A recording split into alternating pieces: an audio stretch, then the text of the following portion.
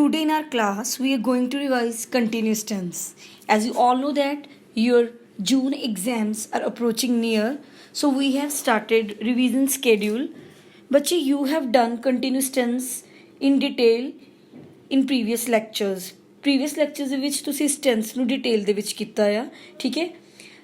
ਅੱਜ ਆਪਾਂ just overview ਕਰਾਂਗੇ ਇਹਦਾ ਓਵਰਵਿਊ ਬਸ ਥੋੜਾ ਜਿਹਾ ਇਹਦਾ ਓਵਰਵਿਊ ਲੈ ਕੇ after that we will revise the sentences of continuous tense ਬੱਚੇ ਕੰਟੀਨਿਊਸ ਟੈਂਸ ਯੂਜ਼ ਕਿੱਥੇ ਹੁੰਦਾ ਆ ਨਾਮ ਤੋਂ ਹੀ ਪਤਾ ਲੱਗ ਰਿਹਾ ਕੋਈ ਚੀਜ਼ ਜਦੋਂ ਰਨ ਹੋ ਰਹੀ ਹੈ ਠੀਕ ਆ ਚੱਲ ਰਹੇ ਸਮੇਂ ਲਈ ਜੇਕਰ ਕੋਈ ਸਮਾਂ ਜੇ ਕੋਈ ਗੱਲ ਪ੍ਰੈਜ਼ੈਂਟ ਟਾਈਮ ਦੇ ਵਿੱਚ ਚੱਲ ਰਹੀ ਹੈ ਠੀਕ ਹੈ ਜਿਵੇਂ ਕਿ at the time at that moment ਠੀਕ ਹੈ ਤੁਸੀਂ ਜਦੋਂ ਬੋਲ ਰਹੇ ਹੋ ਤੇ ਤੁਸੀਂ ਜੋ ਕਰ ਰਹੇ ਹੋ ਉਹ ਤੁਸੀਂ ਐਕਸਪ੍ਰੈਸ ਕਰਨਾ ਆ ਤਾਂ at that time you will use present continuous tense ਜਿਵੇਂ ਕਿ ਮੈਂ ਲਿਖਿਆ ਹੋਇਆ ਕਿ present continuous tense is used to express an action happening now at the time of speaking it is used to express the definite arrangement in near future ਠੀਕ ਹੈ at the time ਦੇ ਵਿੱਚ ਠੀਕ ਹੈ ਐਟ ਦਾ ਪਰਟੀਕੂਲਰ ਟਾਈਮ ਦੇ ਵਿੱਚ ਤੁਸੀਂ ਕੀ ਕਰ ਰਹੇ ਹੋ ਉਸ ਮੂਮੈਂਟ 'ਤੇ ਤੁਸੀਂ ਕੀ ਕਰ ਰਹੇ ਹੋ ਜਿਵੇਂ ਮੈਂ ਹੁਣ ਤੁਹਾਨੂੰ ਟੀਚ ਕਰ ਰਹੀ ਹਾਂ ਠੀਕ ਹੈ ਪ੍ਰੈਜ਼ੈਂਟ ਕੰਟੀਨਿਊਸ ਟੈਂਸ ਇੱਥੇ ਮੈਂ ਯੂਜ਼ ਕਰ ਸਕਦੀ ਹਾਂ ਤੇ after that past continuous tense ਆਪਾਂ ਕਿੱਥੇ ਯੂਜ਼ ਕਰਦੇ ਹਾਂ use of past continuous tens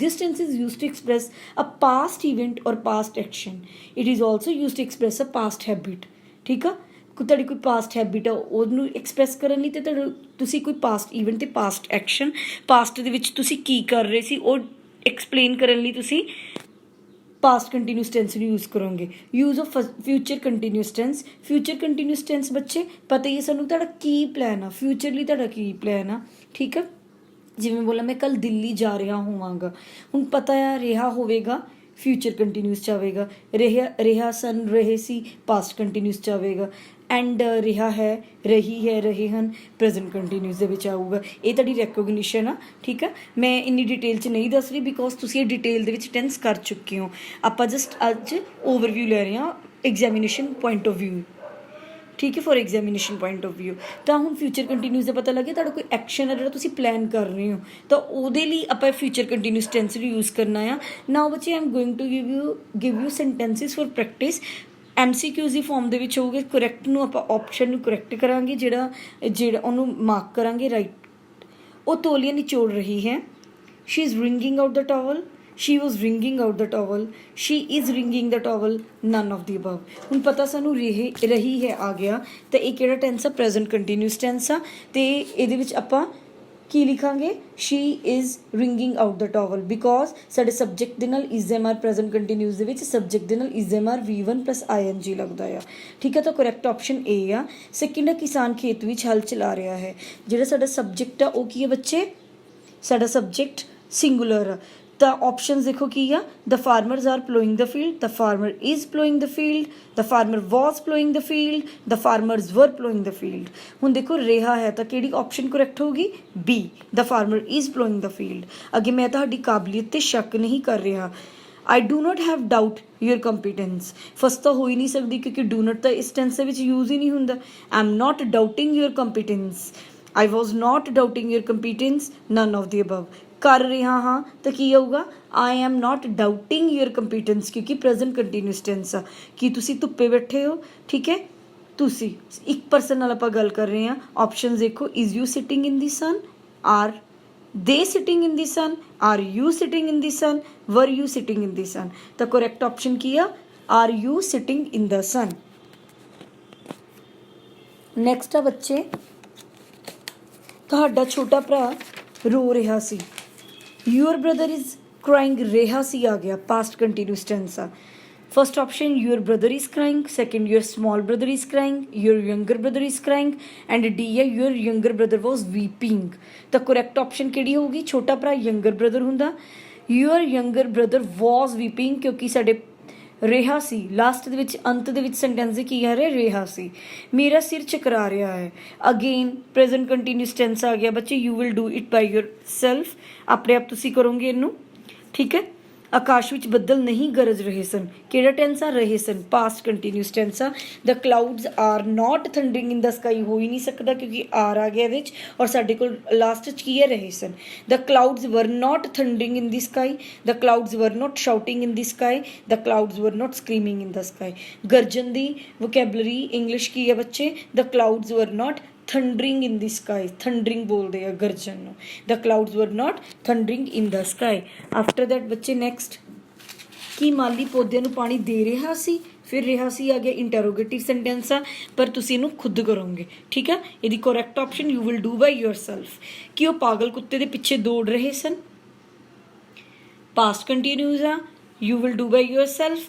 ਅੱਗੇ ਨੌਕਰ ਕਮਰੇ ਵਿੱਚ ਝਾੜੂ ਨਹੀਂ ਲਗਾ ਰਿਹਾ ਸੀ। ਇਹਨੂੰ ਆਪਾਂ ਰੀਡ ਕਰ ਲੈਂਦੇ ਹਾਂ। The servant is not sweeping the room. Is not ਤਾਂ ਹੋ ਹੀ ਨਹੀਂ ਸਕਦਾ ਕਿਉਂਕਿ ਰਿਹਾ ਸੀ। The servants are not sweeping the room. The servant was not sweeping the room. The maid was not sweeping the room. ਤਾਂ ਕਰੈਕਟ ਆਪਸ਼ਨ ਕਿਹੜੀ ਆਪਣੀ ਇਹਦੇ 'ਚ ਬੱਚੇ? ਨੌਕਰ ਕਮਰੇ ਵਿੱਚ ਝਾੜੂ ਨਹੀਂ ਲਗਾ ਰਿਹਾ ਸੀ, ਤਾਂ ਕਰੈਕਟ ਆਪਸ਼ਨ ਆਪਣੀ the servant was not sweeping the room। Maid ਤਾਂ ਹੋ ਹੀ ਨਹੀਂ ਸਕਦਾ ਕਿਉਂਕਿ ਨੌਕਰਾਨੀ ਨਹੀਂ ਆ, ਠੀਕ ਆ।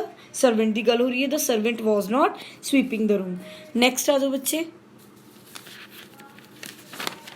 ਉਸਦੇ ਮਾਤਾ ਜੀ ਚਾਹ ਬਣਾ ਰਹੇ ਹੋਣਗੇ।